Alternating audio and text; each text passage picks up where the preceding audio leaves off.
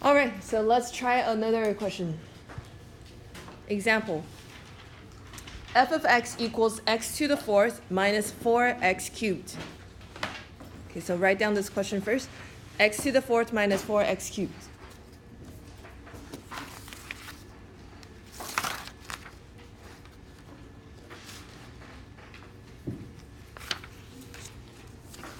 Okay, we are going to figure out which interval is it increasing or decreasing. Okay, again, every time you see increasing, decreasing, local extreme, that means first derivative. Okay, so first, find the interval that's increasing, decreasing, and local extrema. Okay, so that should be pretty easy. Okay, so go ahead and do that. A.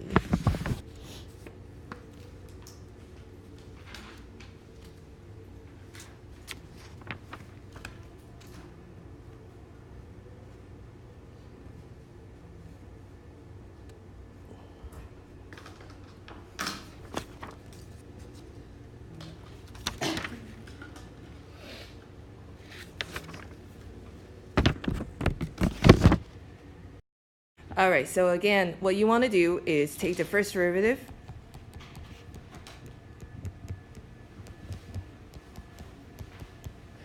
And set it equal to 0 because you're trying to find the critical point, which could be the maximum minimum. Okay, so take out 4x squared. You get x minus 3 equals 0. So x is equal to 0 or 3. And you draw your sign chart, 0, 3. And it would be nice if you label because you're going to have two sign charts and you don't want to get confused which one is which.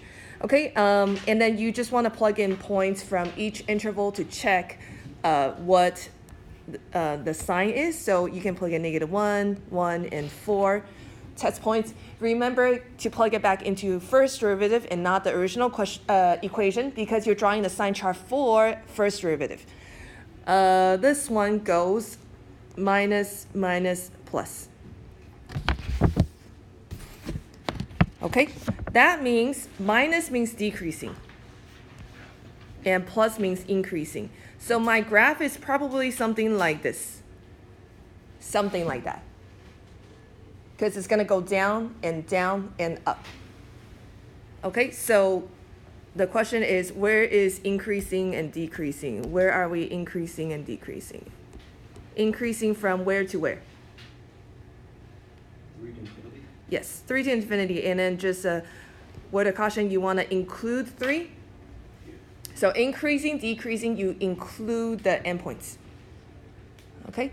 And then decreasing is where? Negative infinity to 3. Because this one is just connected, so you can just go all the way to 3. Huh? 1 out of 10. Oh, okay, Joseph?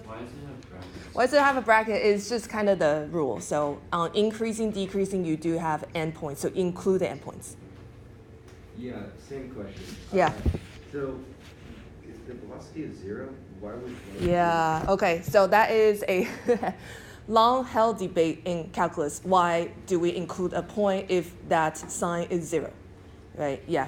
So different calculus books is going to say different things, but in our calculus book it says include the endpoint, so we're just going to follow it for now. When you go to college, your professor might say something different and say like, well, you know, this doesn't make mathematical sense, why you include it, so kind of just do what that teacher tells you to do. So that's a great point.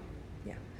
Okay, next. So we don't have a maximum, but we do have a minimum, so local min.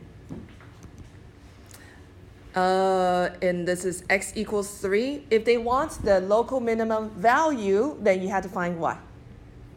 But we're kind of plug it into the original one, not the first derivative, because you're just going to get 0, right? Okay, second question.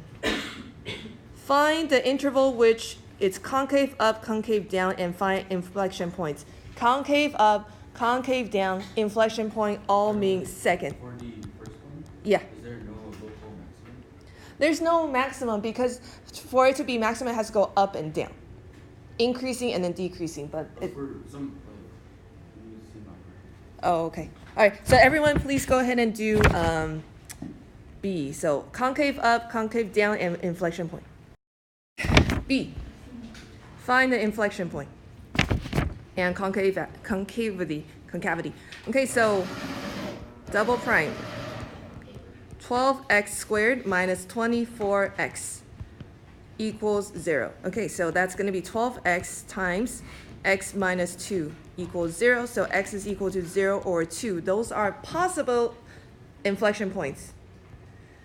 Okay, so 0 and 2. Let's see.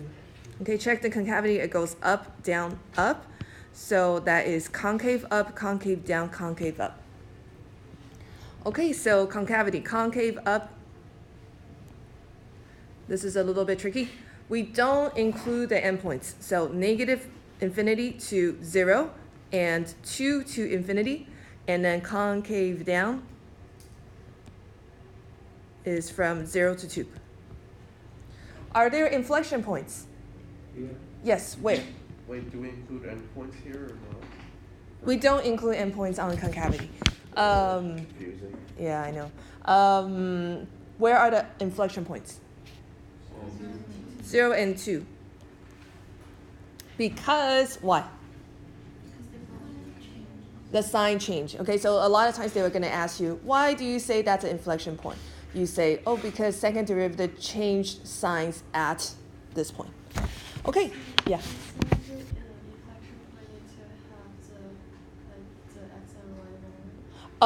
Yeah, so it depends. Like most of the time, they would be very clear and say the x value of the inflection point. If it just says point, you could give them both. Probably would be safer. The last thing we're gonna do is use this information to sketch the graph. Okay, we know it's gonna go down, and then there's some concavity change at different places. So go ahead and sketch what you think the graph looks like. All right, let's take all the information that we have and sketch a graph. Why did you right here? Why did you put 0 here? Okay, so first you want to just kind of put all the points that you have from your sign chart onto the graph. And then you kind of want to look at both at the same time. It tells you that it's concave up, but decreasing to the left. So it's going to just kind of look like this, concave down. And at 0, it has a critical point, and after 0, it's going to continue decreasing.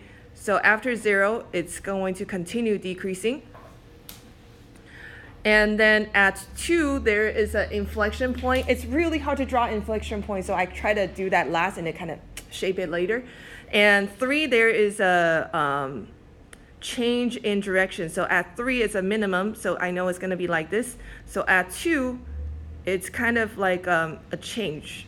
So you can see how I changed from concave down to concave up. And then it goes back up. So that's how the graph looks like. All right.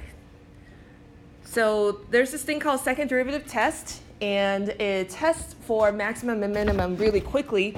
Of course, you don't have to use this test, but sometimes if the only information they give you is the first derivative and second derivative, you would be able to kind of deduce, if you would like, whether it's a maximum or minimum.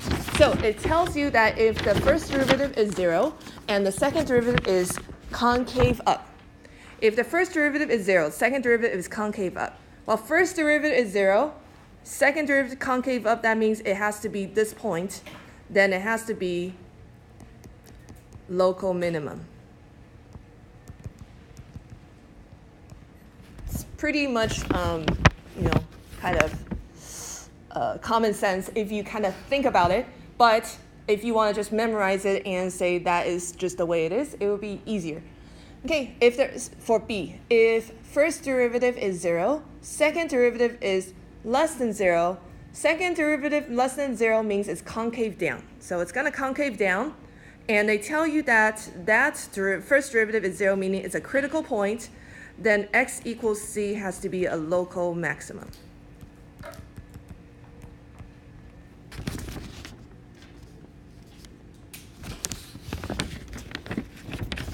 All right, let's do one more graphing practice, and we're gonna do this graphing activity on your iPad. Okay. Did everyone finish 9?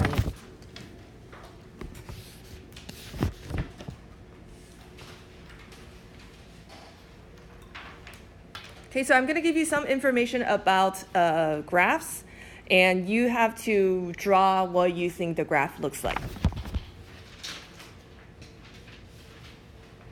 You guys finish almost?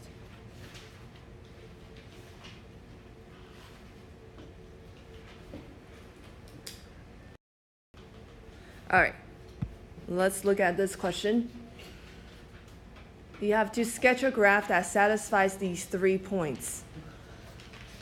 Okay, so you always want to start with a sign chart. The first point tells you about the first derivative. The second point tells you about second derivative. And the third one tells you there's some kind of horizontal asymptote.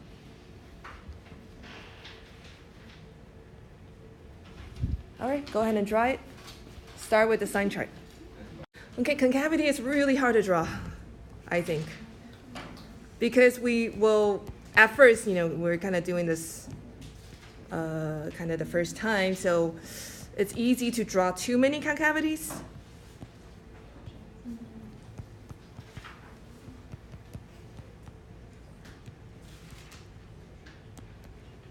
It goes, okay, that's up, down, up.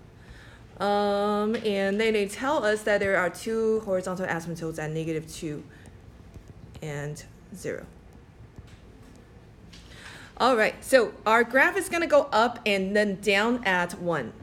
Okay, so probably draw in your interesting points. So I know there's going to be a maximum somewhere here. I don't know where, but kind of just drawing it. And then it tells us that at that point, at 1, there is also a concave down, so I'm drawing it correctly. And then at 2, there is a there's a concavity change. Okay, so this is where it's very hard to draw. So a lot of you drew something like this, and then you kind of went like this, and then like that. You have many, many concavity changes if you do that. Why is that? Every time you have something like this, that's all concavity changes. Okay, so that's that cannot happen. Okay, so at okay, I probably need to draw this a little higher. Okay, at 1, there is a maximum, and then it goes down to 2, and then you have a concavity change, like that. So at this point is the only place where it changes shape. And then at 2, there's another concavity change. That means here it's going to curve a little bit differently, and then like this. Okay, so it's kind of smooth like that. Okay. All right. The last 7 minutes or so, we're going to do a graphing practice.